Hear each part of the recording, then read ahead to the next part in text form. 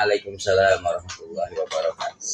Terima kasih, Bun. Alhamdulillah ketemu lagi Pak Edi dalam pendampingan individu yang ke-5 ya. Betul. Ya, tidak terasa kita sudah pendampingan individu yang ke-5. Terima kasih atas penyambutannya. Pada hari ini kita akan berjumpa lagi untuk rancangan program yang berpihak pada murid. Nah, fokus dalam kegiatan kali ini kita akan merefleksi penerapan aksi nyata modul 3.1.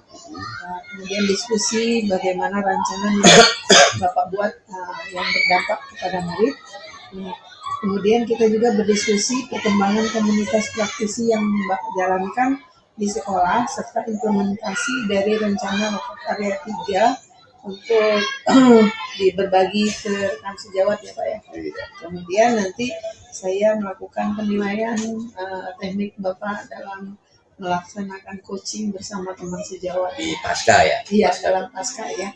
Jadi usahakan untuk melakukan coaching ini dengan melakukan pertanyaan sesuai dengan alur kita atau alur yang dikondisikan sebagai supervisi akademik kemarin. Jadi baik Bapak, untuk mempersingkat waktu kita akan melakukan dulu di sini pendampingan untuk mendengarkan kegiatan Bapak di sebulan terakhir yang berkaitan dengan jumlah pemantauan pembelajaran daring yang modul 3.1 dan 3.2. Ya, bisa diceritakan ya. Ya, itu dulu yang pertama ya Pak. Oke. Silakan diceritakan ya Pak. Terima kasih Bun. Assalamualaikum warahmatullahi wabarakatuh. Waalaikumsalam warahmatullahi wabarakatuh. Bismillahirrahmanirrahim. Sehat, jelas ya. Alhamdulillah. Pada kesempatan ini saya mencoba mengatakan 1 bulan ini apa yang saya lakukan dalam rangka tahap demi tahap dilalui di modul 3.1 itu benar. Ya.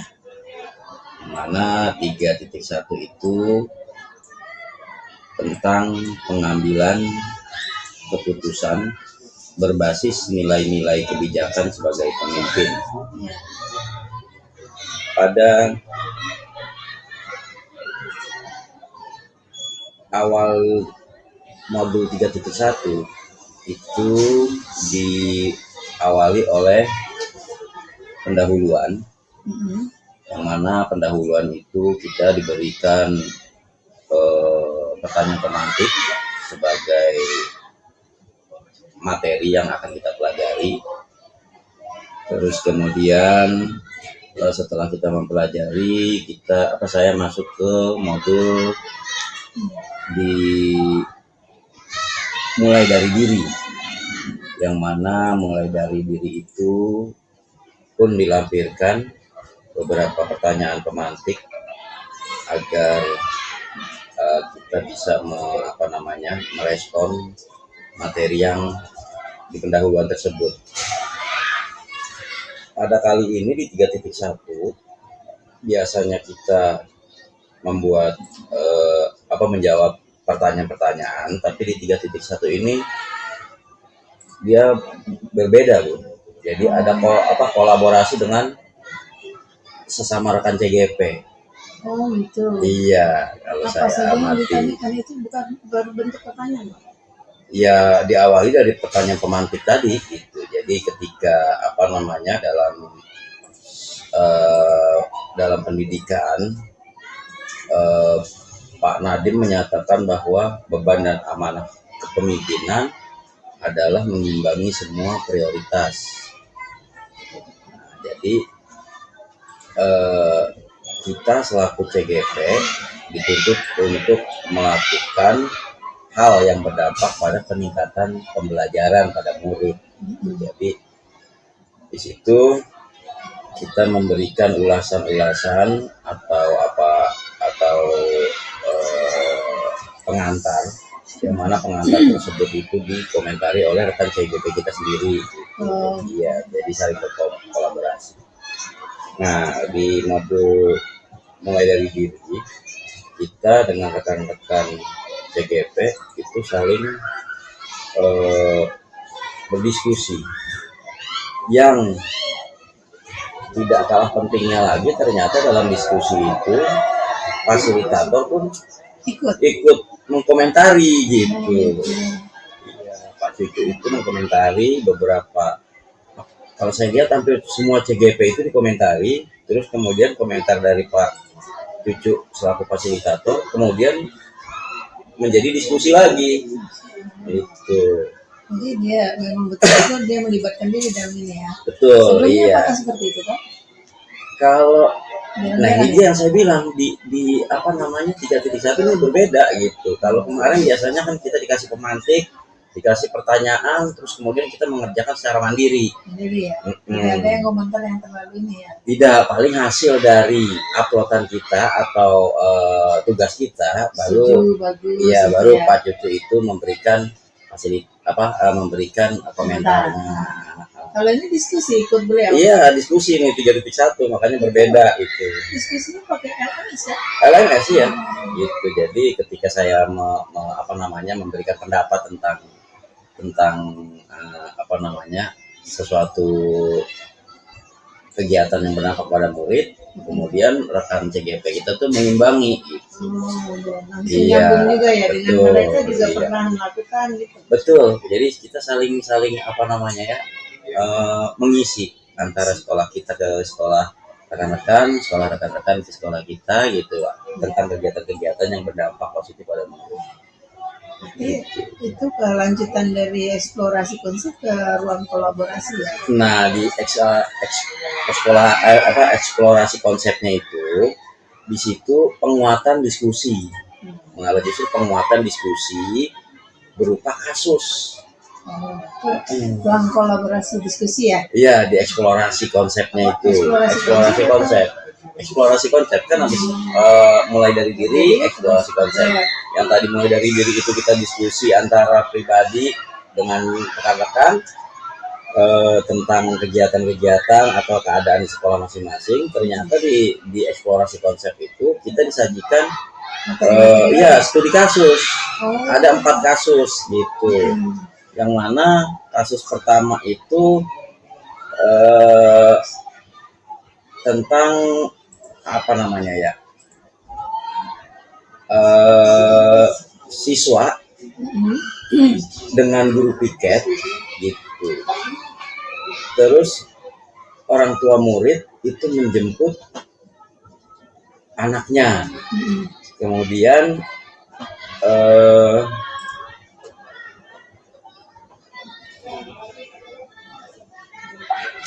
kasus lain ada Pak? kenapa? Kasus lain? Cuman itu aja? Ada 3 kasus. Nah, coba kasus intinya aja Pak yang diceritakan. Iya, jadi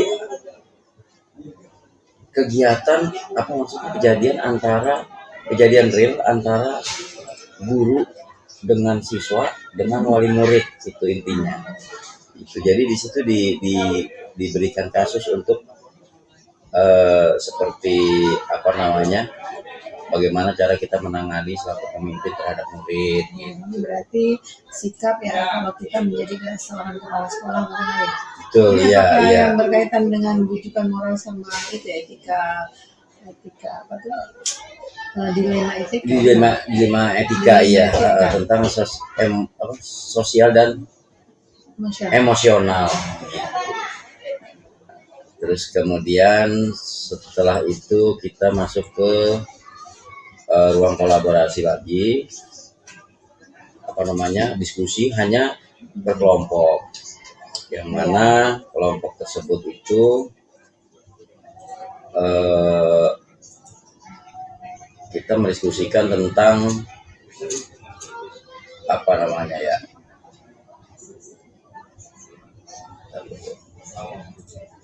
dalam ruang kolaborasi itu ya.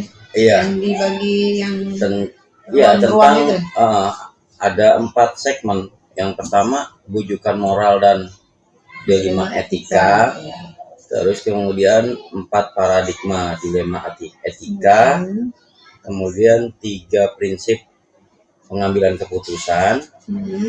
Terus kemudian 9 langkah pengambilan dan pengujian keputusan itu, yang mana keempat-empatnya itu dijelaskan secara rinci, terus kemudian dikorelasikan dengan kasus-kasus yang ada di sekolah, sehingga kami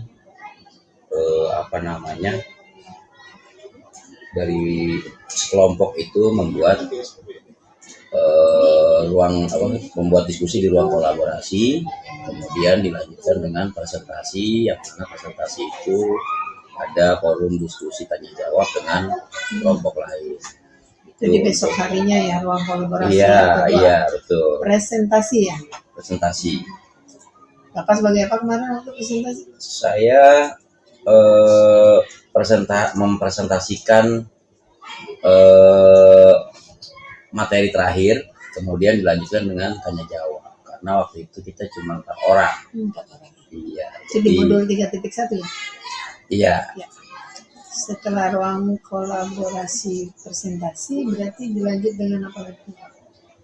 Nah, kemudian dilanjut dengan demonstrasi kontekstual.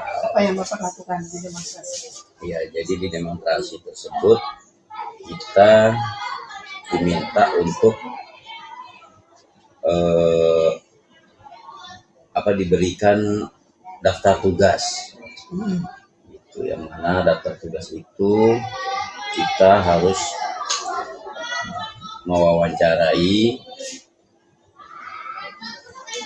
dari 4 paradigma dan 3 prinsip serta 9 langkah pengujian. Kemudian sebuah persamaan atau perbedaan, terus kemudian menjalani pengambilan keputusan yang mengandung unsur dilema etika,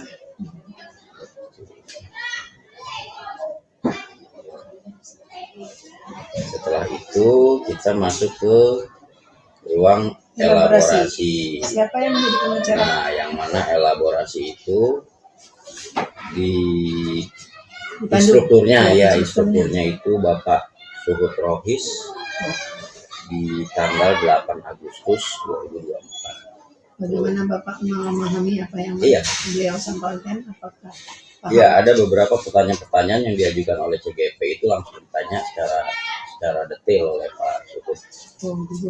Dijelaskan. Bagaimana Bapak bisa memahami? Bisa penjelasan Pak Ruh?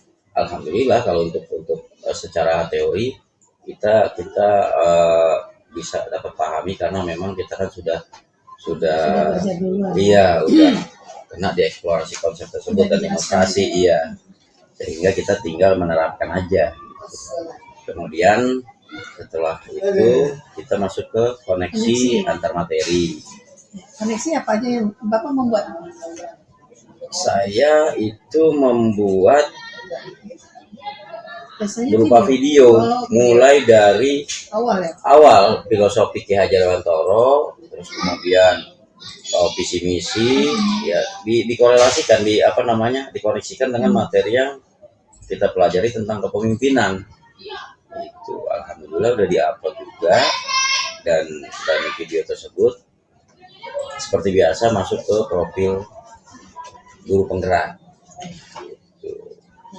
Iya, kemudian terakhir aksi nyata. Iya, tapi di koneksi ini ada 2 sesi, Bun. Sesi pertama kita kalau dibilang diskusi ya, tapi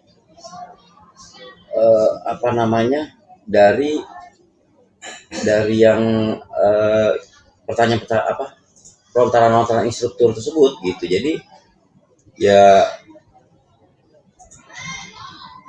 istilahnya gimana ya, jadi apa yang sudah dipaparkan instruktur maka itu menjadi pemantik di koneksi antar materi sebelum kita membuat rangkuman gitu, refleksi dari koneksi materi gitu. Karena kan koneksi materi itu biasanya kan kita pakai 4F ya, fact gitu kan, terus kemudian kalau yang ini Bapak menggunakan apa? Sama 4F, iya 4F gitu. Itu aksi nyatanya saya yang menggunakan 4F. di situ disuruh buat aksi nyata juga. Iya, nah setelah itu gitu kan, di aksi nyata tersebut saya juga buat video gitu, karena memang uploadannya video. Jadi tentang pengujian keputusan, terus kemudian fakta-fakta yang relevan, terus pengujian benar atau salah, terus kemudian uji legal, uji regulasi, uji institusi, intuisi, dan uji publikasi, uji panutan. Terus kemudian yang berikutnya tentang paradigma benar atau salah. Terus kemudian melakukan prinsip resolusi, dan yang terakhir investigasi opsi di trilema. Terus membuat keputusan, terus keputusan dan refleksi. Di aksi nyata. Iya, di 3.1 aksi nyata. Baik, kemudian kita coba lanjut aja untuk ke 3.2 ya Pak ya. 3.2 coba Bapak bedakan apa yang menjadi titik fokus pada pembelajaran daring di 3.2 Pak dibanding dengan 3.1 kemarin. Nah, mulai dirinya gimana Pak? Mulai dari dirinya apa yang ditugaskan? Pertama, saya mundur dulu nih ke 3.1. 3.1 itu adalah tentang kepemimpinan. Nah, di 3.2 ini tentang pengelolaan aset. Oh, jadi sebagai seorang pemimpin, jadi aset, betul ini nyambung nyambung melambur. Betul-betul mendidik atau membimbing kita untuk supaya bisa menjadi seorang pemimpin. Iya, betul. Jadi kalau tadi bagaimana kita melakukan sikap kita melakukan, sekarang bagaimana kita menggunakan aset untuk bisa mengambil sebuah keputusan. Nah, iya, uniknya. Seperti itu. Iya, betul. Uniknya begini. Ketika saya mempelajari tentang pemimpinan, ternyata tidak mudah. Banyak. Nah, itu dia. Banyak gitu kan. Acuan-acuan atau panduan-panduan yang selama ini kita tidak tahu. Terus kemudian untuk menghadapinya kita belum mempelajari beberapa teori dan harus kita miliki itu, sehingga ya ketika di modul 3.2 mau nggak mau saya kembali lagi ke 3.1 mengerjakan kembali lagi ke 3.1. Biasanya kan terus aja gitu kan jalan. Ini berarti berkaitan ya, bersambung, terkorelasi gitu. Jadi umpamanya ketika kita mengelola sumber daya manusia gitu kan, nah di situ kan kita harus memiliki kepemimpinan tentang dengan individu gitu. Terus kemudian ketika ada sesuatu hal trilema kan gitu. Jadi itu selalu acuannya ke 3.1. Nah, dimulai dari diri, seperti dimulai dari diri ini gitu kan. Jadi yang di 3.1 itu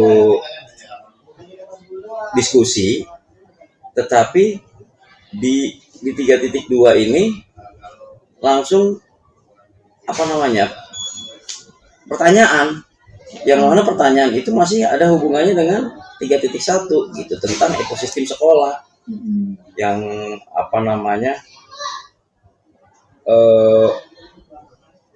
pemimpin itu harus membawahi beberapa rekan seperti guru, staf gitu. Nah, setidak-tidaknya kan kita harus kembali lagi secara sesuai dengan materi yang tentang kepemimpinan itu. Jadi tetap masih nyambung, terikat. Kemudian kita masuk ke eksplorasi. Di eksplorasi ada beberapa pertanyaan-pertanyaan yang disampaikan via LMS, sehingga kita harus menjawab antara hubungannya dengan kepemimpinan dan aset-aset yang kita miliki di suatu institusi. Gitu. Pada saat ruang kolaborasi, apa yang menjadi titik fokus Bapak yang dibicarakan dalam kelompok? Nah, di ruang kolaborasi kebetulan kita kelompoknya masih sama yang kemarin. Yang 3.1. 3.1. 4 orang. Satu CGP kita semuanya. Iya, CGP, satu kelompok CGP kita semua. Jadi kita menyepakati bahwa dalam pengumpulan aset, kita lihat yang sekolah yang terbaik di antara kita. Oh, jadi tidak semua sekolah Tidak, ya. tidak Dipilih aja. hanya satu sekolah. Jadi dengan kesepakatan maka sekolahnya Bu Nunung yang kita jadikan bahan diskusi, terus kemudian presentasi, sehingga dalam presentasi itu saya secara pribadi menganggap bahwa mengacu kepada sekolah yang lebih besar lebih lengkap. Itu yang pertama. Yang kedua, bagi kami sekolah-sekolah yang belum istilahnya bukan belum besar gitu ya, istilahnya yang mereka luar biasa sumber dayanya itu, aset-asetnya itu, jadi pembelajaran yang benar-benar berharga buat kita. Jadi itu di-uploadnya yang memang berdiskusi ya Pak untuk ruang kolaborasi ruang kolaborasinya. Yang Bapak unggah ke LMS-nya adalah yang hasil kesepakatan. Hasil kesepakatan ya, sekolah muslim itu. Gitu. Karena kan begini Bu, di antara 3 orang itu kan negeri, ya, 1 orang swasta. Kalau negeri kan ya masih ada atau keterbatasan untuk mengolah aset, tapi kalau swasta itu kan luar biasa ekspresinya. Nah, kalau kita melihatnya begini Bu, pertama disepakati satu kelompok tadi, dan sekolahnya memang ya patut jadi contoh buat kita. Iya. Baik Pak, untuk yang berikutnya kan ada demonstrasi. Iya betul. Setelah rukol yang demonstrasi kontekstual. Nah, di situ di kontekstual itu kita diminta mewawancarai 3 narasumber dari kepala sekolah, terus kemudian berarti mewawancarai 3 kepala sekolah. Iya, 2 sampai 3 kepala sekolah. Bapak berapa? Saya 2 kepala sekolah. Yang pertama, ya kepala sekolah saya anggap bahwa itu sekolah negeri. Terus kemudian rekan bukan, yang berikutnya itu rekan dekat saya, kebetulan kepala sekolah swasta. Gitu. Jadi teman Bapak sendiri ya? Iya, teman saya sendiri, sehingga saya ambil keputusan itu biar ada perbandingan lagi Bu, seperti tadi ada perbandingan antara negeri dan swasta. Iya. Terus kemudian levelnya juga berbeda. Kalau yang sekolah yang unit kerja saya itu SMP, rekan saya tuh SMK gitu. Apa yang menjadi kesan Bapak pada waktu wawancara? Kalau kesan dari saya itu karena 2 tingkat yang berbeda ya Bu. Jadi SMP itu kan memang berbeda kondisinya dengan satunya tingkat SMK. Iya. Gitu. Tingkat SMK itu, makanya saya mengambil keputusan seperti itu kan dilema juga kan gitu ya. Akhirnya dalam rangka bukan membandingkan ya, tapi mengkolaborasikan gitu, sehingga kira-kira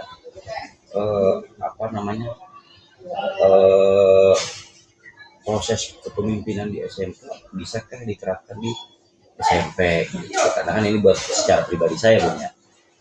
Itu demonstrasi ya Pak ya. Untuk demonstrasi udah selesai. Bapak melakukan apa lagi setelah demonstrasi? Setelah demonstrasi saya seperti biasa elaborasi pemahaman dengan instrukturnya. Ibu siapa? Ibu apa Bapak Ibu ya? Bukan. Saya tuh hadir siapa waktu itu ya? Saya mengikuti juga itu 3.2 ya.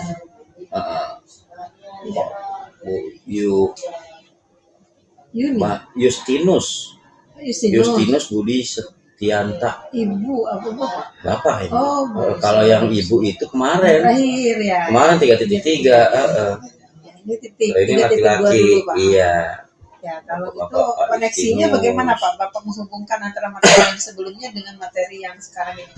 Kalau dengan 3.1 pasti nyambung sekali ya Pak ya? Nyambung. Tapi bagaimana Bapak menghubungkan dengan kegiatan yang sebelum-sebelumnya Pak? Nah, seperti biasa koneksi itu apa namanya, Dikaitkan ya. dikaitkan dengan materi-materi sebelumnya, tetapi lebih banyak saya membahas materi yang 3.1 dengan 3.2 karena kan Yang berkaitan sekali ya. kaitan erat sekali antara kepemimpinan dengan aset. Oh iya, oke. Itu. Apa yang dilakukan pada saat aksi nyata, Pak? Untuk aksi nyatanya, ya kebetulan ya mohon maaf terus terang aja kita lambat menguploadnya nih karena memang ada beberapa proses yang harus kita jalani. Pertama itu kan khususnya di 3.2 ya, kita harus apa namanya mengumpulkan atau mengklasifikasikan aset kepada kepala sekolah, terus kemudian kepada rekan kerja, terus kemudian tidak hanya itu aja, harus dengan wali murid, kira-kira aset yang bisa dimanfaatkan, terus kemudian begitu juga dengan siswa. Jadi keempat-empatnya ini itu dalam aksi nyata itu diwajibkan kita memberikan notulen. Itu belum dilakukan, Pak? Apakah kalau notulen sudah dilakukan, hanya belum jadi video karena kan ada beberapa proses ya, terutama kepala sekolah dan orang tua kita kan harus undang dulu gitu kan, ada beberapa proses. gitu. Itu untuk aksi nyata 3.2. Jadi ada Berarti beberapa. Bapak belum membuat jurnal pemantauan untuk yang 3.2. Apakah kemarin sudah? Jurnal sudah, kalau untuk secara materi sudah, tapi kalau aksi nyata kan nyata gitu. Jadi apa kegiatan nyata kita yang kita lakukan pada apa namanya itu materi 3.2 tentang aset. Ya, baik Pak, kita lanjutkan lagi ya. Ini itu untuk jurnal pemantauan saya cukupkan sampai sini. Ya. Pertanyaannya, kita mulai memasuki sekarang Pak refleksi ya Pak ya, refleksi tentang 3.1 ya Pak. Nah, mungkin Bapak melihat kembali refleksi 3.1. Saya ingin Bapak di sini berdasarkan hasil pemetaan yang sudah dilakukan mempengaruhi proses pengambilan keputusan yang dilakukan oleh Bapak itu bagaimana? Bagaimana hal yang Bapak lakukan di aksi nyata 3.1 itu bisa mempengaruhi proses pengambilan keputusan? Tergantung dari beberapa kasus yang terjadi. Jadi pengambilan keputusan itu seperti apa namanya? 9 apa itu ya, maksudnya 9 langkah pengambilan. Ada 9 langkah itu, dan pengambilan keputusan dan kemudian keputusan. Jadi ya, waktu itu bagaimana cara Bapak mengambil mempengaruhi pengambilan 9 langkah itu dijadikan sebagai hal yang mempengaruhi Bapak dalam mengambil keputusan? Tekniknya bagaimana yang Bapak lakukan?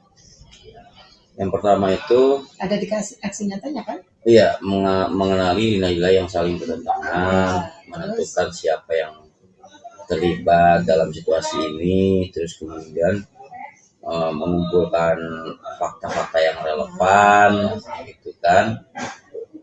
Terus kemudian pengujian benar atau salah, di mana pengujian benar atau salah itu terdiri dari uji legal, uji regulasi, uji intuisi dari pihak pada murid itu, terus kemudian uji publikasi, uji panutan, serta pengujian benar atau benar lawan benar. Benar lawan benar. Berarti itu yang 9 itu dipakai ya untuk melaksanakan pengambilan keputusan?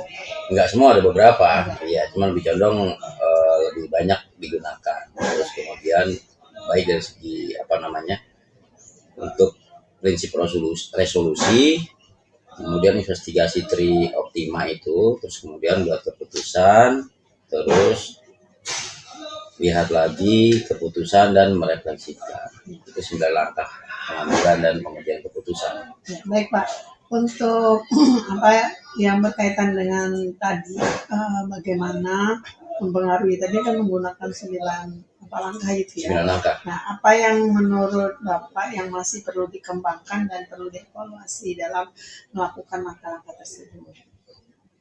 Kalau saya ada 2 tuh, antara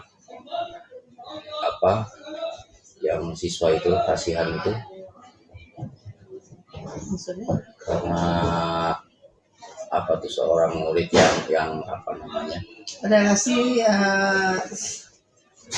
teman dengan teman apa? Bukan. Jadi siswa itu benar, tetapi karena memang dia baik, tapi karena memang dia ditemukan beberapa kasus gitu. Jadi itu namanya rasa kasihan gitu. Sedangkan siswa itu baik tapi ada masalah. Terus kemudian yang kedua itu pengujian benar lawan benar gitu. Benar lawan benar. Iya, untuk menyikap. Kalau benar dengan dengan salah kan masih bisa tapi benar dengan benar seperti suatu keputusan diskusi, ide dia benar, ide kita benar, untuk penengahan itu seperti apa gitu kan. Ya itu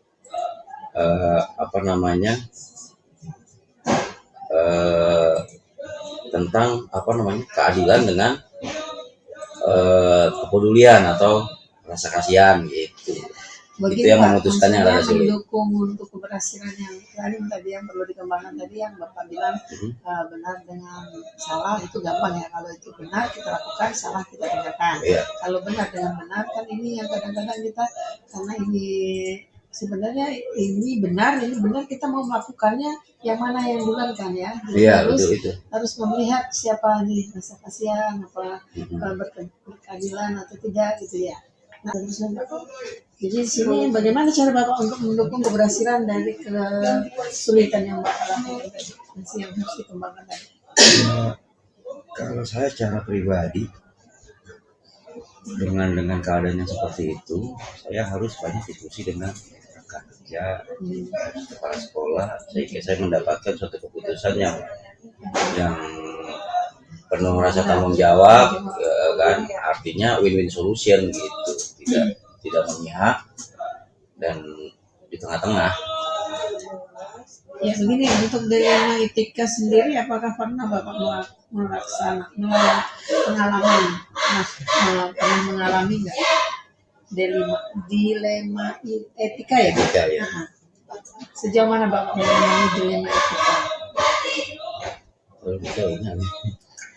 Ya, kira-kira apa? Di dalam modul itu kan ada dilema etika. Ya, sejauh mana Bapak memahami dilema etika itu?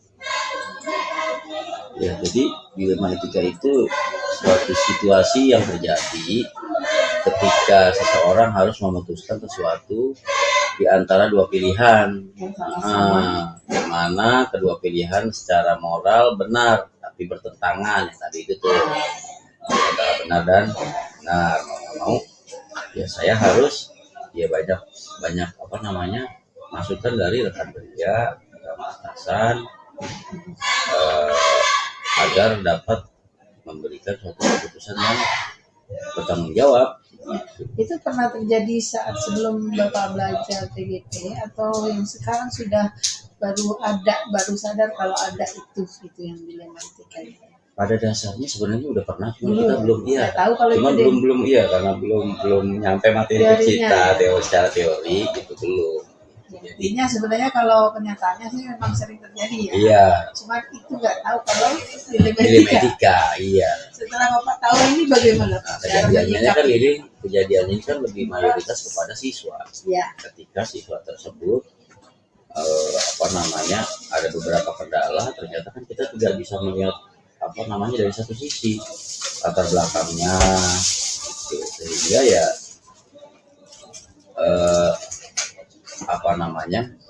itu sering terjadi dan selalu tiap tahun itu pasti ada gitu. Jadi ya itulah yang dilema buat kita untuk mengambilkan keputusan, terutama di kenaikan kelas kedua. Ya. Kenaikan kelas. Kenapa itu kenaikan? Iya, kenaikan kelas itu di mana anak itu rajin, tapi dari segi apa namanya kemampuan ya akademiknya kurang. Betul. Terus kemudian benar-benar bisa berdiskusi. nah itu makanya pada proses hal seperti itu kita perlu dukungan atau masukan dari rekan-rekan kerja kita.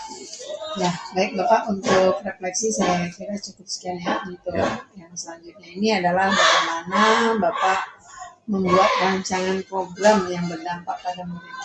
Kita sudah melaksanakan bagian inti yang pertama, yaitu penerapan aksi nyata modul kita laksanakan, kita laksanakan. Sekarang saya akan berdiskusi nih tentang rancangan program yang berdampak pada murid. Nah, kira-kira rancangan program apa yang ada di sekolah ini, kemudian apakah rancangan itu berpihak pada murid, ya, kemudian berdasarkan yang sudah Bapak lakukan itu sudah Bapak analisis dengan materi yang Bapak sudah Bapak dapatkan. Kira-kira program apa ya Pak yang bisa diberikan? Ya, kalau dari awal lagi kan itu 3.3 ya. 3.3 ya. Jadi gini, apa yang sudah rancangan program Bapak itu yang namanya berpihak pada murid? Ya, boleh sebutkan dulu rancangan programnya itu apa Pak? Rancangan program yang saya buat, soalnya pertanyaannya langsung to the point nih, jadi saya harus buka demonstrasi. Ya, apa tuh? Ya, demonstrasi kontekstual. Ada di demonstrasi kontekstual. Ya. Iya. Apa itu? Tradisi bela asal. Jadi kepanjangannya apa itu tradisi bela asal? Tra-nya itu transformasi, D-nya itu digital, C-nya itu sesi. Oh, transformasi. Ya, jadi saya singkat jadi tradisi. Oh, tradisi. Ya. Transformasi. Ya. Transformasi itu perubahan. Digitalisasi, digital sesi. Sesi itu tahap ya, tahap pembelajaran dan asesmen sekolah. Oh, asesmen. Iya. Penilaian ya? Iya, betul. Asesmen bukan pembelajaran dia. S-nya. S-nya ya. Asesmen. Ini kalau Inggris double, kalau Indonesia satu kayaknya. Kita pakai bahasa Indonesia. Iya. Ya, baik Bapak, kira-kira itu modulnya apa programnya? Program yang akan yang dilakukan di sekolah kita. Ini kira-kira berdampak pada murid kan? Nah, gimana letaknya? Insya Allah luar biasa kalau menurut saya, karena ada hubungannya dengan filosofi Ki Hajar Dewantara tentang kodrat alam dan kodrat zaman. Ya, ini sudah dilaksanakan atau belum Pak? Untuk pembelajaran sudah. Asesmen kemarin dalam rangka kita memenuhi persyaratan aksi nyata. Nah, dukungan apa saja Pak yang diperlukan untuk menerapkan program ini kira-kira Pak? Ya, dari semua pihak, Bun. Siapa aja yang terlibat? Pertama dari siswa, guru, kepala sekolah, orang tua, itu semuanya. Ya. Karena transformasi kan perubahan antara luring luring dengan tradisional, tapi kalau transformasi itu luring tapi online gitu, daring dalam jaringan. Ya. Baik, kemudian apa tantangan yang Bapak dapatkan dalam rancangan program ini? Tantangannya itu yang saya dapati dari orang tua. Oh, iya. Kenapa? Karena memang untuk melakukan hal seperti itu atau kegiatan seperti itu harus ada izin dari orang tua, karena kan kita membutuhkan media pembelajaran berupa gadget. Oh gitu. Iya. Gadget harus dibawa berarti. Dibawa.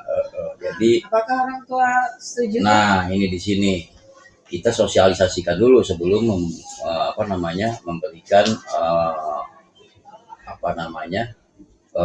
peraturan. Jadi kita sosialisasikan ke orang tua kita jelaskan, jadi gadget itu dibawa tidak dipegang sama siswa. Jadi nyampe di sekolah, dia absen online, langsung dikumpulkan ke guru piket. Selama proses pembelajaran, HP itu dikumpulkan di ruang piket, di guru piket. Akan tetapi, kapan digunakannya? Digunakannya itu ketika guru ingin melakukan pembelajaran daring atau online. Maka guru tersebut membawa, terus kemudian selesai 2 jam atau 3 jam, kembalikan lagi, masuk lagi ke serah terima dengan guru piket. Begitu guru mapel berikutnya. Kalau tadi tantangannya adalah orang tua, sekarang itu cara mengatasinya dengan sosialisasikan. Dan itu juga ada hubungannya juga dengan orang tua nanti. Kita memiliki kesepakatan dengan orang tua bahwa di sekolah kita melakukan seperti itu, apakah di rumah seperti itu juga gitu. Baik Pak, untuk berikutnya saya ingin bertanya tentang perkembangan komunitas praktisi yang pernah dulu Bapak ceritakan ya, bahwa Bapak Ibu dulu pernah merintis praktisi di lingkungan sekolahnya. Bagaimana kondisi komunitas tersebut Pak, berjalan atau tidak Pak? Alhamdulillah di sini ada 2 komunitas. Komunitas pertama itu Komdik. Komdik apa itu? Ya, Komdik itu kita sebut dengan Komdik. Komdik itu Komite Pendidikan. Iya, jadi kalau komite sekolah dari luar, kalau Komdik itu dari guru-guru, Komite Pendidikan. Yang mana Komdik itu bekerja sesuai dengan profil pelajar Pancasila B5 project. Itu yang khusus menangani project. Karena nanti di Komdik itu melakukan pengimbasan kepada sekolah lain dan berkumpul dengan sekolah lain.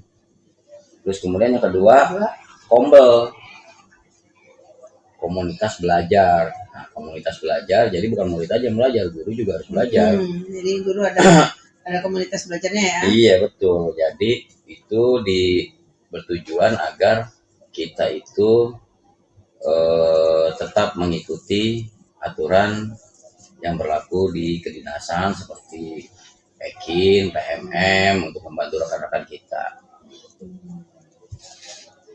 Apa yang menjadi perubahan yang menyenangkan bagi Bapak Ibu dengan adanya komunitas tersebut? Ya, kita jadi semakin akrab Bun. Satu sama lain. Satu sama lain, saling mengisi, terus kemudian saling berdiskusi, saling bertukar pikiran, sharing. Gitu. Yang tadinya sibuk dengan pekerjaan masing-masing, sekarang saling bertanya. Sesuai dengan mata pelajarannya gitu kan, sekarang berkolaborasi dengan proses pengajaran. Apa rencana Bapak terhadap komunitas praktisi ini setelah program Bapak sebagai melakukan pendidikan guru penggerak ini nanti selesai? Apakah terus dilaksanakan atau bagaimana Bapak? Insya Allah tetap berjalan Bun. Iya, karena memang itu menurut saya merupakan suatu syarat yang ada di institusi sekolah. Berarti bukan program Bapak aja ya? Iya. Jadi dukungan semua warga apakah memang sudah antusias atau masih ada perlu tantangan dari ada sebagian yang tidak mengikuti gitu? Kalau tantangan mah pasti ada Bun. Gitu. Terutama di era digitalisasi ini, kita kan segala sesuatu itu serba digital. Nah, biasanya yang kalau orang sekarang bilang itu kudet, kurang update gitu. Dengan alasan ya laptopnya nggak ada, kuotanya kurang kan gitu. Ya, baik Bapak, untuk diskusi kita sementara cukup. Ini ada diskusi bersama teman sejawat yang pernah Bapak lakukan terhadap observasi di kelas. Kemudian Bapak juga melakukan observasi di kelas. Mohon nanti video yang khusus yang kemarin kita wawancara atau saya punya ya. Nanti itu harus diberikan ke saya ditambah video hari ini.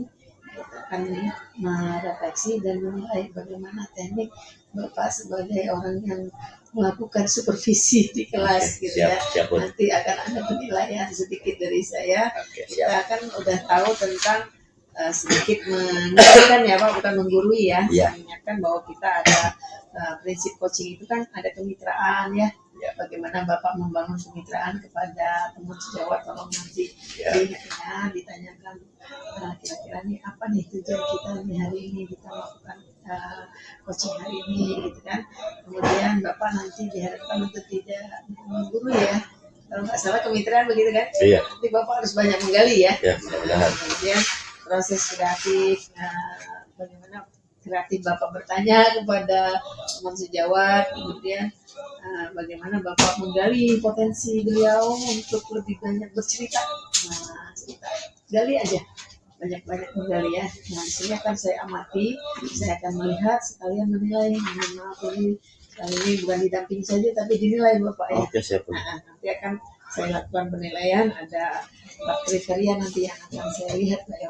Kalau bisa ada 3 kriteria inti, ini ada 8 penilaian yang akan saya lakukan ya. Silakan Bapak mengambil untuk untuk memperkenalkan dulu dengan saya, nanti kita sama-sama melakukan wawancara. Oke, siap. Oke, terima kasih. Bismillahirrahmanirrahim.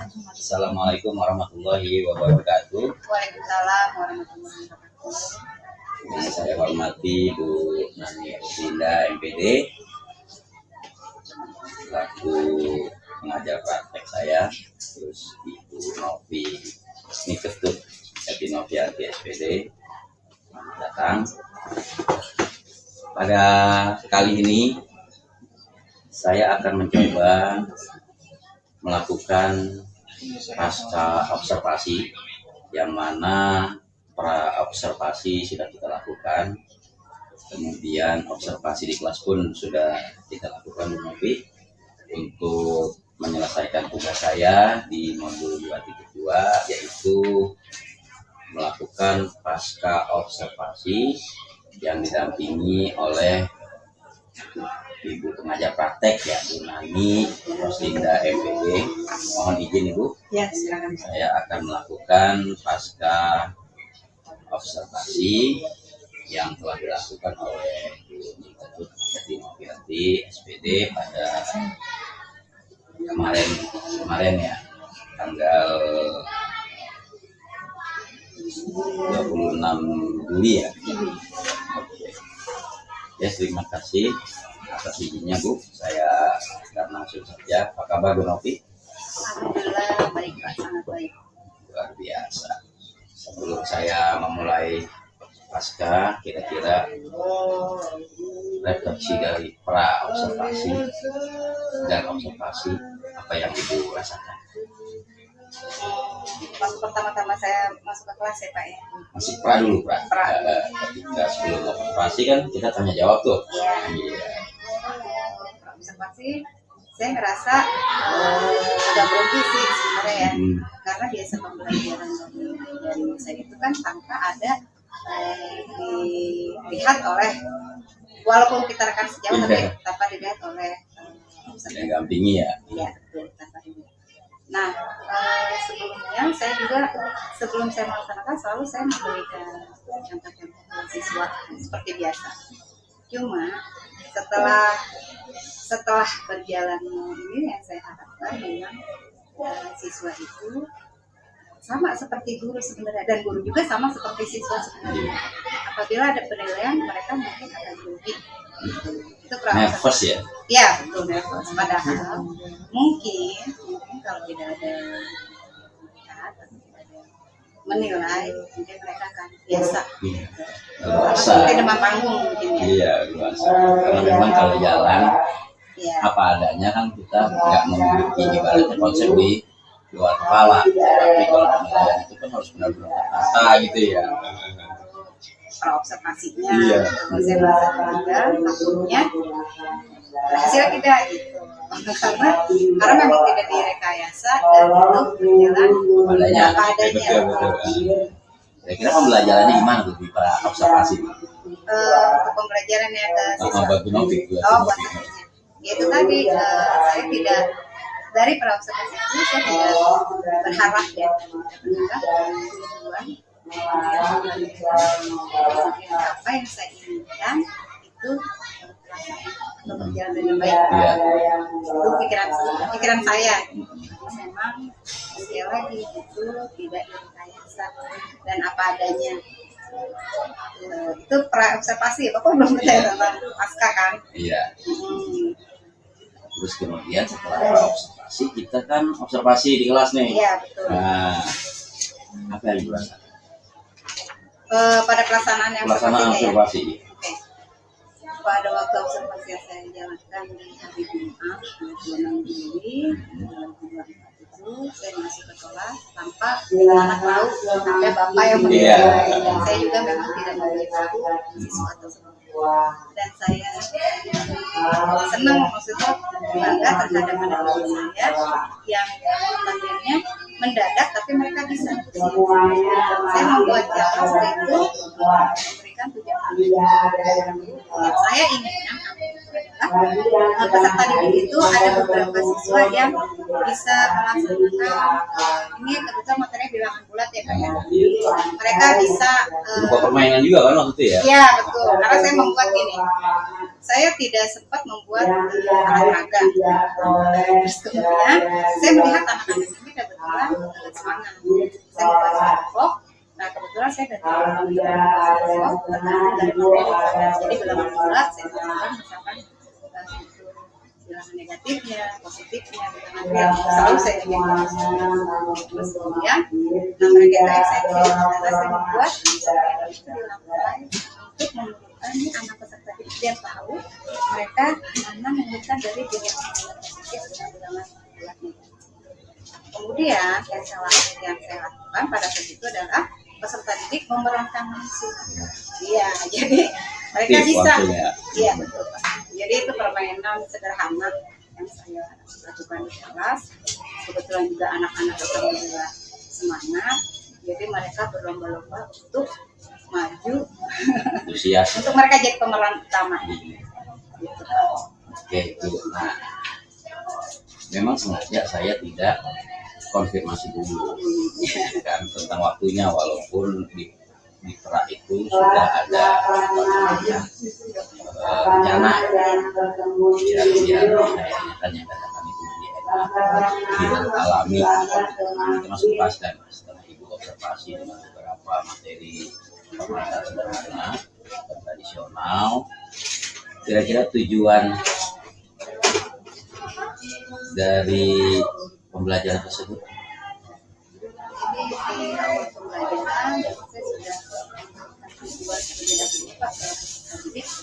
Saya menginginkan ini, si anak itu dalam pemecahan masalah sehari-hari mereka bisa melaksanakan dengan permainan sederhana seperti itu. Jadi dalam pemecahan masalah tidak serta-merta mereka itu hanya menggunakan kalkulator. Jadi mereka bisa membuka pikiran itu menyelesaikan masalah dengan ternyata dengan menyelesaikan masalah itu bisa dengan bermain secara sederhana. Jadi ibaratnya game of education kali ya. Tadi secara sederhana. Terus yang kedua, saya mau siswa tersebut aktif. Ya, dalam memecahkan masalah, terutama dalam materi bilangan bulat. Jadi ada penjelasan untuk mereka bisa lebih aktif dalam berinovasi, kemudian mengutarakan pemikiran dia. Jadi tujuan ini ibu sudah rencanakan ya? Kira-kira rencananya itu berapa lama? Rencana untuk pelaksanaan observasi tersebut ke siswa, ke siswanya. Maksudnya keberhasilan atau gimana? Melakukan materi apa yang dilakukan, melakukan materi kan dengan permainan ini. Kira-kira ibu merencanakannya berapa lama? Apa karena memang dadakan atau memang udah, saya yakin udah terbiasa kayaknya kemarin sebelum pengajaran tanpa disupervisi gitu ya. Jadi kebetulan kelas yang saya ajar ini sebelum di kelas ini saya belum lakukan di kelas yang lain. Gitu. Jadi pembelajaran ini saya masukkan ke dalam kelas yang kebetulan jadi observasi. Jadi permainan itu sebenarnya saya tidak rencanakan, cuma begitu di perjalanan sepertinya ini permainan ini adalah menuju si anak ini aktif ya. tanggung jawab. Karena kalau menurut saya kalau misalnya kita tidak pancing si anak aktif dalam ini, mungkin mereka akan kebanyakan diam, akan kebanyakan pasif. Vakum. Ya betul, vakum. Nah, setelah rencana ibu bisa dikatakan berhasil. Iya. Berhasil. Penilaian ibu kalau di rentang 1 sampai dengan 5 kemudian kira-kira untuk pencapaian tujuannya, pencapaian tujuan yang ibu lakukan itu di angka berapa? Di angka 4. Kenapa kok bisa angka 4? Karena dari rentang 1 sampai 5 ya, 4. Karena saya berpikir gini, saya melihat dari keseluruhan siswa, kebetulan ada siswa tidak punya siswa. Itu ada beberapa siswa yang vakum. Yang pertama, mereka tidak pede. Yang kedua, mereka takut jawabannya salah. Yang ketiga, mereka kurang komunikasi dengan yang lain. Tidak bisa bergabung, Pak, karena saya membuat kelompok itu bukan circle. Kadang mereka ini, Pak, mereka percaya diri dengan circle masing-masing. Tapi saya random. Gantian ya. Ya. Tidak monoton itu aja kelompoknya. Tapi luar biasa Bu Novi, saya salut gitu kan, karena apa, biasanya kan kalau ngajar itu kita tidak memperhatikan, tapi ternyata kepekaan Bu Novi terhadap siswa luar biasa, sehingga dengan yakinnya memvonis angka 4 itu menjadi nilai tujuan. Nah, terus kemudian ketika yang sudah dilaksanakan dari rencana-rencana itu, kekuatan yang ibu miliki untuk mengubah tujuan menjadi baik ya? Untuk tujuan menjadi lebih baik. Iya. Jadi saya pertama, karena saya kan mengajar matematika, saya nggak mau sulit. Nah, jadi siswa itu kalau udah masuk takut, itu yang saya amati selama ini. Kalau udah ada matematika itu perasaan mau membuat siswa untuk menjalani pembelajaran, untuk melihat bukunya aja. Itu kayaknya mereka takut. Jadi saya mencoba untuk membuat suasana kelas se-enjoy mungkin. Nyaman. Betul. Nyaman. Yang pertama saya juga nggak mau terlalu keras terhadap siswa. Karena saya tahu siswa ini kan heterogen ya. Betul, heterogen. Ada yang mungkin dia di bidang ada yang mungkin dia di bidang sains, ada yang mungkin dia di bidang sejarah segala macam. Di situ saya belajar gimana si anak ini dia senang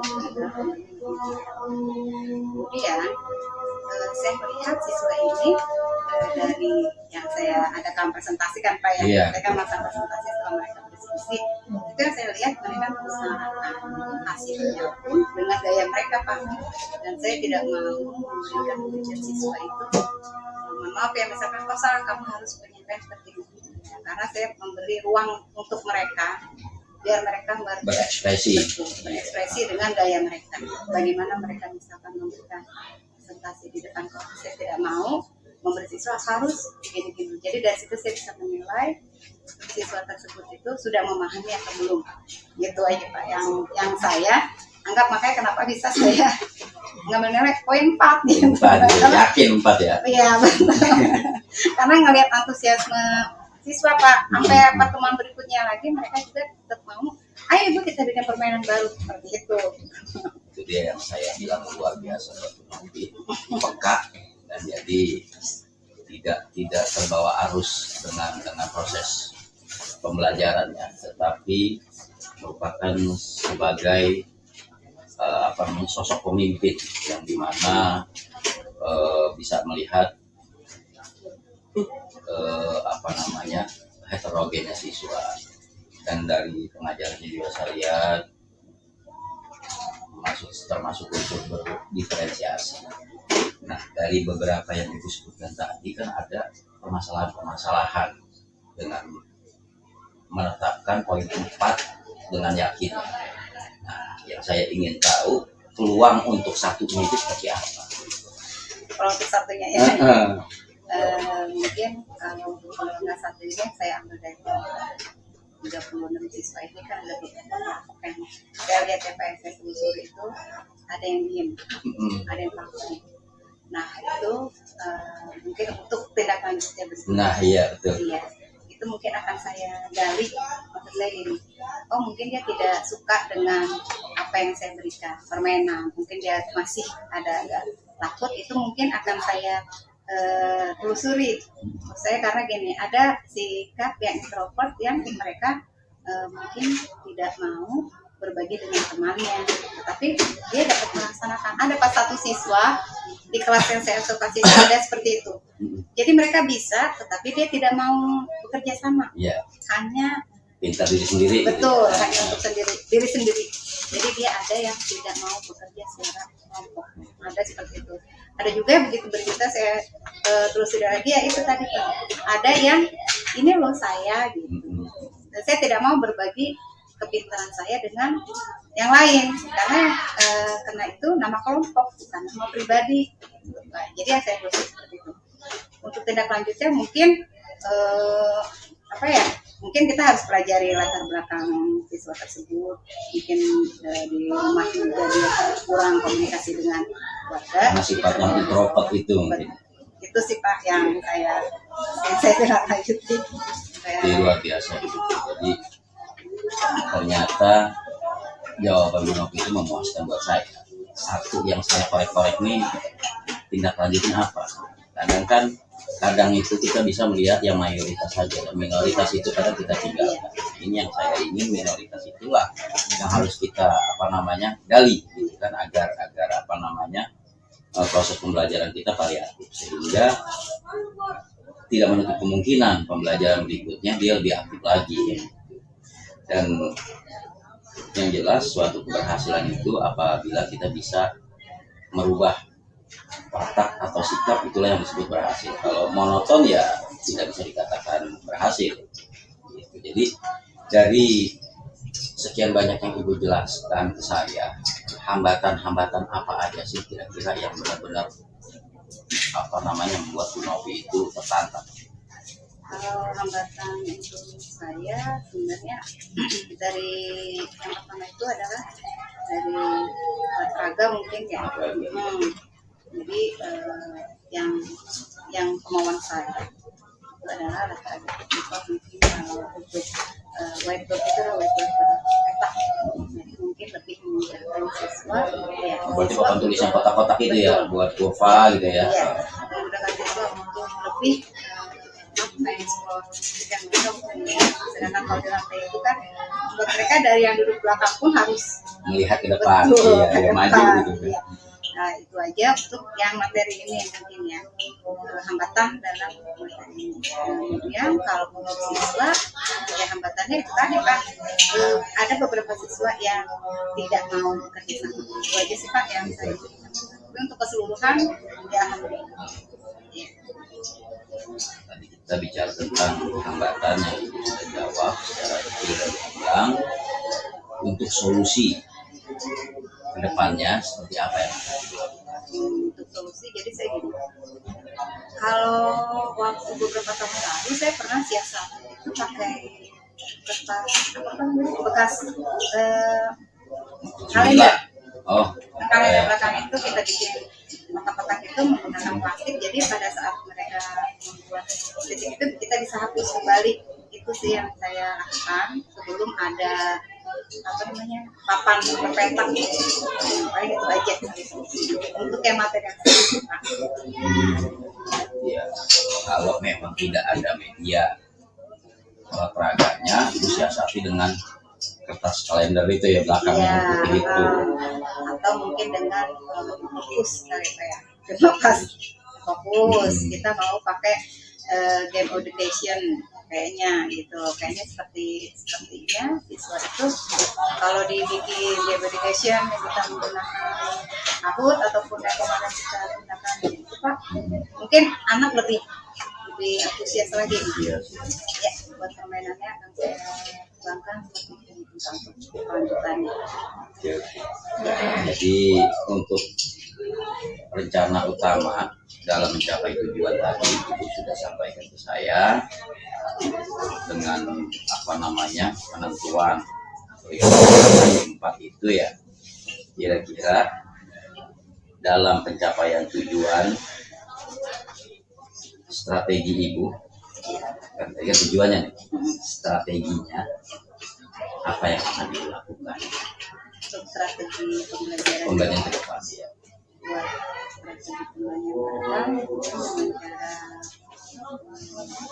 menemukan mereka Nah, tadi kan saya melihat dari saya korelasikan dengan alat peraga nih, Iya. ya kan. Tetapi itu apa namanya siasat ibu untuk Iya. melakukan strategi seperti itu. Kira-kira ke depannya apakah ada gambaran?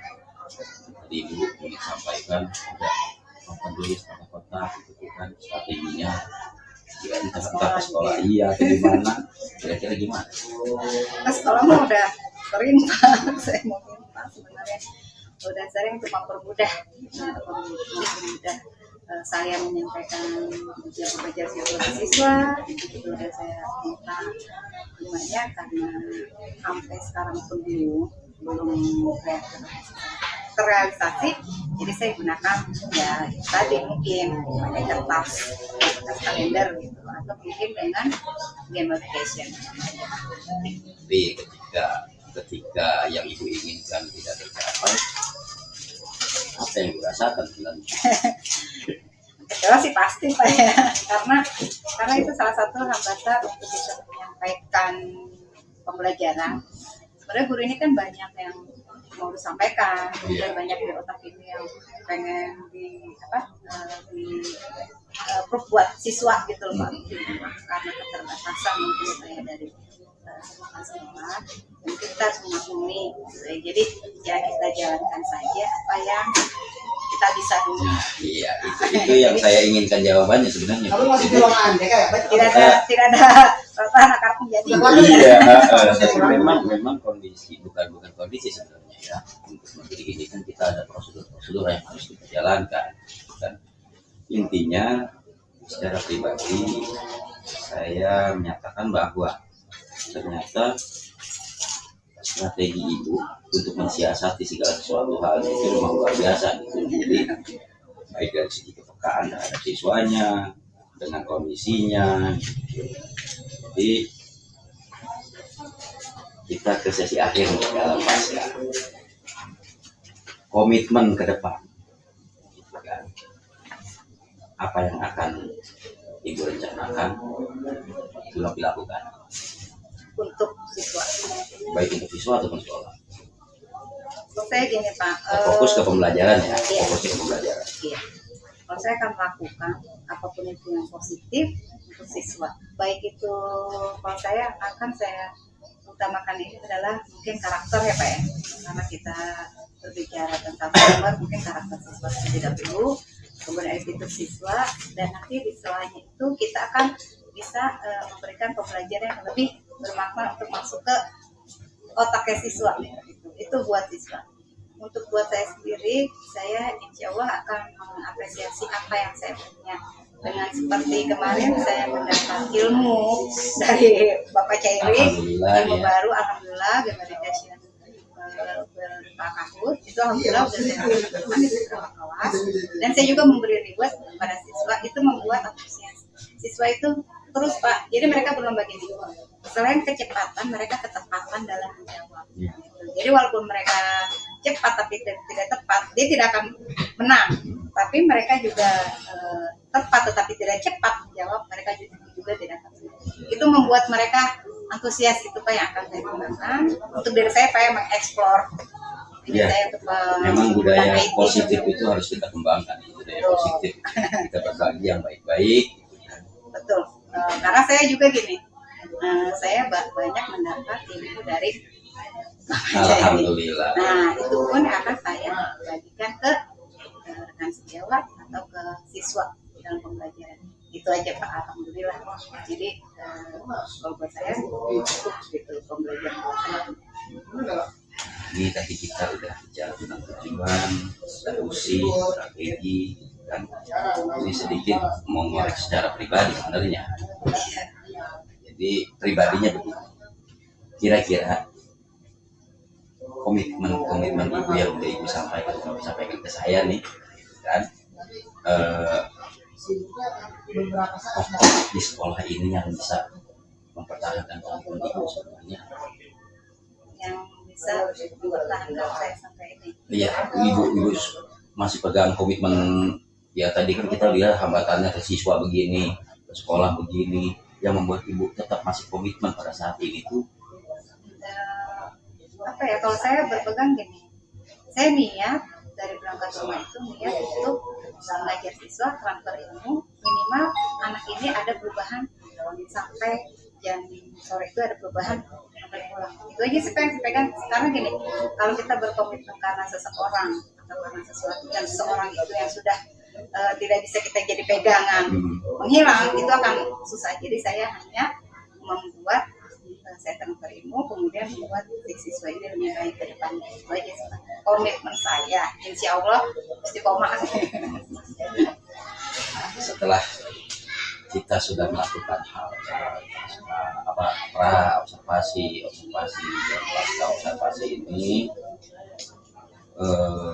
setelah cooking ini tindak lanjut yang akan ibu lakukan, tindak lanjut yang akan ibu lakukan kan, setelah kita melakukan coaching ini kira-kira apa?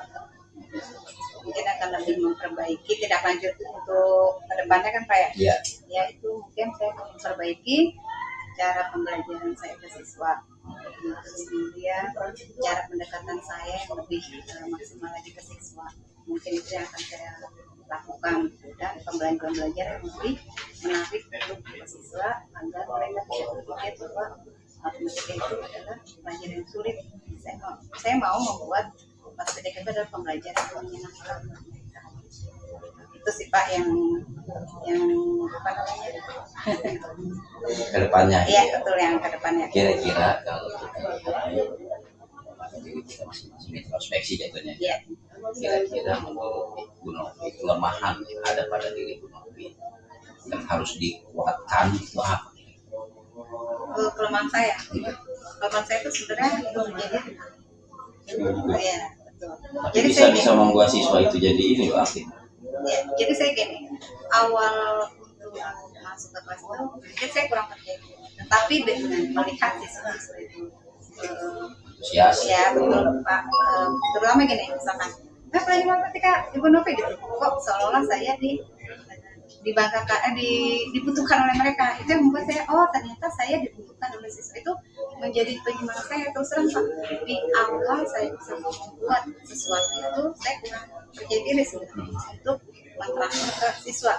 Ini saya mau membuat pembelajaran yang berbeda gitu dari biasa, itu sebenarnya saya kurang percaya diri. Tetapi dengan dengan antusiasnya mereka dan mereka welcome, saya itu membuat saya lupa dengan ketidakpercayaan diri saya. Itu Pak kelemahan saya. Berarti update juga ya? Ya. Soalnya kan lagi viral nih, guru yang hebat itu adalah bukan guru yang menguasai materi. Guru hebat itu bukan guru penggerak. Guru hebat itu bukan guru yang sering masuk, tetapi guru yang hebat itu adalah guru yang dirindukan oleh murid. Oh gitu ya. Itu viral itu. Karena memang benar Pak. Jadi saya kalau misalnya mau masuk, karena saya udah tahu nih, saya gak takut sama itu. Sebenarnya matematika itu susah. Jadi kalau saya mau masuk, kayaknya seolah-olah anak itu takutnya saya nih, anak itu nggak terima keberadaan saya. Gitu. Tapi dengan saya yang masuk, dengan anak yang penuh begini antusias, kemudian saya kasih belajar. Itu antusias itu yang saya pikir besok mau bikin apa lagi ya? Gitu. Kayak Bapak yang memberi kasih itu, besok saya bikin apa lagi ya? Gitu. Itu udah ada game kedua Pak, yang kemarin saya laksanakan. Gitu. Nah itulah. Jadi ya memang terus terang aja secara pribadi setelah mengikuti guru penggerak ini kan, ternyata memberikan ilmu ke orang lain dengan amal jariah itu luar biasa, dan sistemnya itu multi level marketing. Jadi nggak kita sampaikan karena bergerak dan menggerakkan itu adalah masa dari guru penggerak. Tapi memang terjadi sama saya Pak. Iya, jadi gini Bu, mudah-mudahan setelah pasca ini apa yang saya lakukan mengimbaskan ke Ibu, mudah-mudahan Bu Novi berikutnya dapat mengimbaskan ke rekan-rekan bahwa tujuan kita bersama adalah menciptakan atau menghasilkan siswa yang luar biasa. Dalam moto Litara itu bisa apapun dia, inovatif, sportif, dan asri. Asri arti kata bukan dari lingkungan hidup, tetapi tenang, nyaman, nggak gegabah. Jadi terima kasih banyak Ibu Novi sudah menyempatkan naskahnya. Mudah-mudahan apa yang kita lakukan sesuai dengan keinginan kita dan Allah meridhoi selama kita masih berbuat baik walaupun kita sendiri masih ingin berubah jadi baik. Mudah-mudahan harapan kita menjadi baik. Sekali lagi terima kasih banyak Bu Novi. Mudah-mudahan kita semua diberikan kesehatan ke depan. Oke, Ibu Nani, apa yang sudah saya lakukan di pasca ini mudah-mudahan sesuai dengan alur tintanya. Tapi sebelum saya tutup Bu, saya minta refleksi dari Ibu atau penguatan dari Ibu untuk kami-kami, khususnya saya dan Bu Novi, dan tentunya buat lingkungan sekolah. Ya, baik Bapak. Saya hormati untuk kegiatan kita sudah hampir penghujung ya. Untuk saya sekaligus saja walaupun Ibu Novi, kita langsung merefleksi juga dari yang saja. Apa-apa bisa. Tapi saya merefleksi dulu dari kegiatan coaching ya. Coaching yang saya amati memang sudah ada tadi Pak Eri menanyakan tujuan bagaimana tujuan kita dalam bercoaching ya. Jadi di sini dimulai dengan memahami tujuan dari pembelajaran. Tujuan coaching kita ini apa? Coaching ya.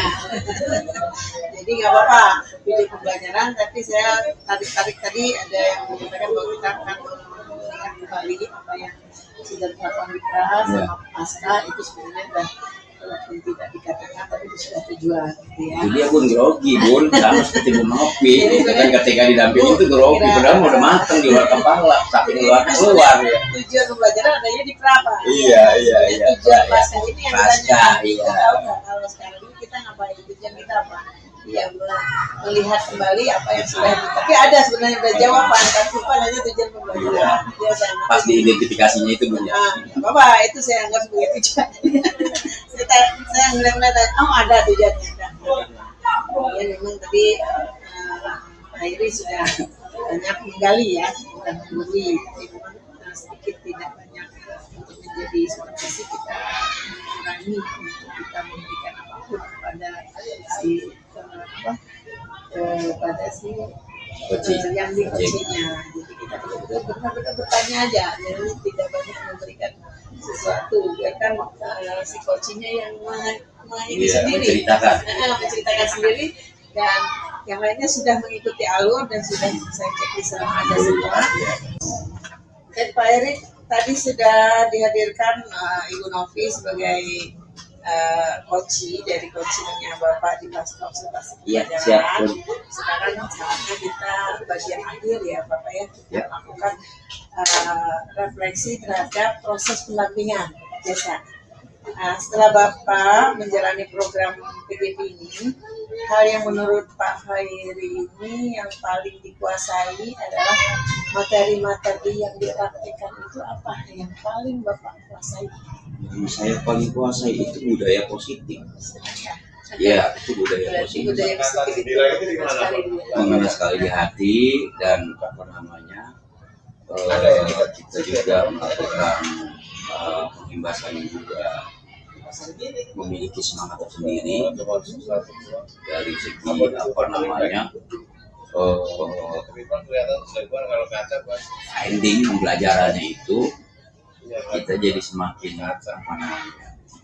semangat, semakin ikhlas gitu. Karena apa yang kita sampaikan terus kemudian digunakan, yang menggunakan itu kedua belah pihak sama-sama menikmati, itu kan yang berbeda.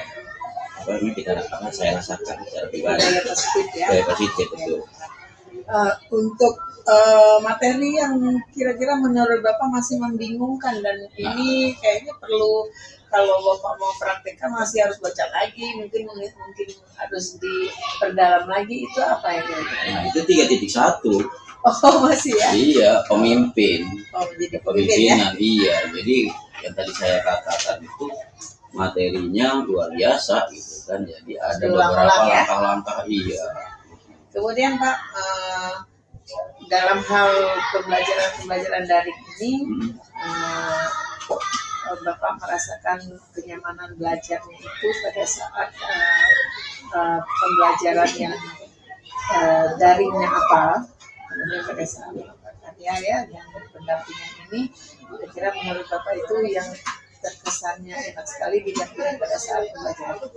Diurut nggak nih secara prioritas? Oh boleh, prioritas. Kalau secara prioritas itu yang saya suka itu kolaborasi. Oh ya. Iya. Jadi karena saling Ruang kolaborasi, rukol itu. Jadi kita tuh saling mengisi. Itu yang pertama ya? Itu yang pertama. Yang kedua, eksplorasi. Itu di bagian yang daring ya? Yang daring, Daring, yang ya? instruksi instruktur itu. Ya, instruktur.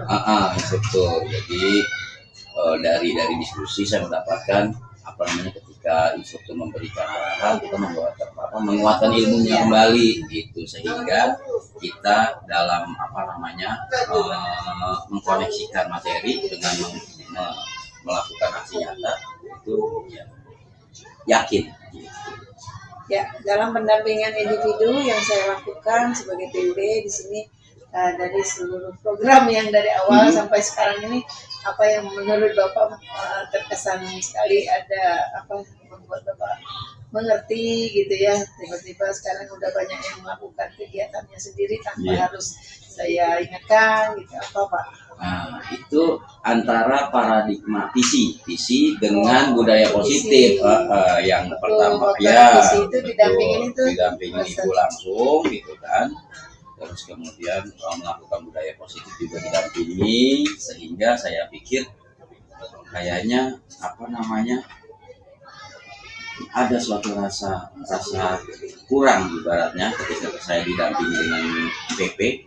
Ternyata rekan-rekan sejawat saya kan antusias luar biasa gitu. Jadi benar-benar apa namanya mengena semua. Itu yang saya luar biasa kepada Bunda Nani. Baik Bapak, saya minta satu lagi refleksinya, itu hari ini kita melaksanakan kegiatan PI 5, ya. Apa yang menjadi kesan atau merasakan apa Bapak terhadap PI hari ini? Saya kalau kesan itu malah justru belum muncul. Yang muncul penasaran. Karena antara apa namanya materi pemimpin dengan aset ini yang saya bilang itu kan, ketika Bu Nani nanya, saya malah justru menerawang memanfaatkannya itu gitu kan. Jadi tergambar itu apa namanya ya maklum lah, penasaran, kalau penasaran itu kan. Jadi inilah yang membuat apa namanya saya bilang bukan terkesan, malah justru menjadi tantangan gitu yang ke depan antara kepemimpinan dengan aset yang dikelola gitu kan. Luar biasa. Begini Pak, masih ada satu pendampingan lagi sebelum kita panen karya. Satu pendampingan lagi yang akan saya lakukan nanti ya, berkaitan dengan hal-hal yang masih belum dipahami, bisa nanti di refleksi lagi, kemudian dicatat lagi LMS-nya itu, di copy dan semua apa yang memang materi dari eksplorasi konsep itu kan diambil. Karena sebentar lagi bisa jadi LMS ini akan ditarik sama BPDT, jadi tidak bisa lagi kita lihat nanti. Jadi kalau Bapak tadi masih ada yang harus diperbaiki, dikembangkan, jadi kita harus mendokumentasikan baik LMS, baik yang saya tanya-tanya seperti ini, ya ini dokumentasikan saja Pak, nanti semuanya untuk kita memperbaiki di masa yang akan datang. Baik Bapak, saya mau ucapkan terima kasih sekali dalam pembelajaran pendampingan individu ini. Bapak sudah responsif sekali, sudah berarti memahami apa yang diinginkan oleh PP terhadap kegiatan PI 5 ini. Dan saya ingin mengingatkan saja di sini untuk CGP ini harus menyebarkan kembali survei ya, survei 360 Oh iya, survei lembar 360 ya. lembar satu apa tuh lembar Kuesioner. kuesioner ya Kuesioner kepala kepada sekolah, sekolah rekan kerja, dan siswa ya. Iya betul. Karena nanti akan di ini lagi kita analisis ulang lagi. Di PI 6 nanti. Oh iya, siap. Oke, Harapan siap. nanti hasilnya itu harus berbeda dengan yang sebelumnya ya. Oke, Harapan. siap. Tapi kalau Mudah-mudahan. misalnya mereka menjamin kita apa adanya kita Apa jalani, adanya. kita harus memperbaiki diri saja. Tapi berharap sekali teman-teman yang memang sudah melaksanakan, yang sudah Bapak bimbing seperti Bu Novi tadi, itu dibagi untuk angkatnya, Oke, siap. biar mereka merasakan bahwa Bapak itu benar-benar sudah melakukan kegiatan-kegiatan yang dilakukan di LMS ini, ya. Dan ada juga yang harus saya ingatkan di sini, kita akan melakukan diskusi lagi tentang pemetaan aset. Kalau tadi kan hanya penyampaian isi Materi, LMS ya. ya.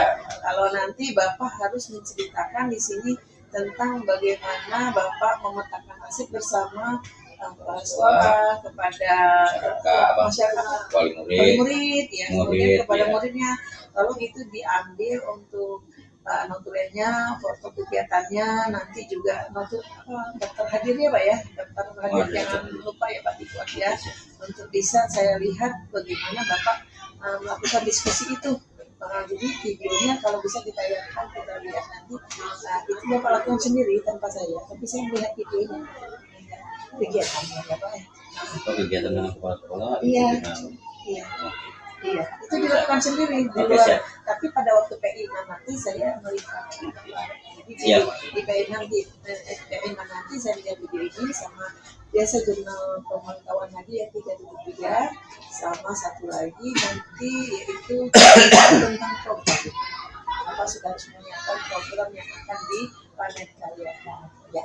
Begitu saja Pak. Terima kasih Pak Hairi. Alhamdulillah sudah semangat sekali dalam melaksanakan kegiatan ini ya. Saya ucapkan terima kasih, saya pamit untuk kembali bertugas ke SMA saya. Terima kasih ya Pak ya. Assalamualaikum warahmatullahi wabarakatuh. Waalaikumsalam warahmatullahi wabarakatuh.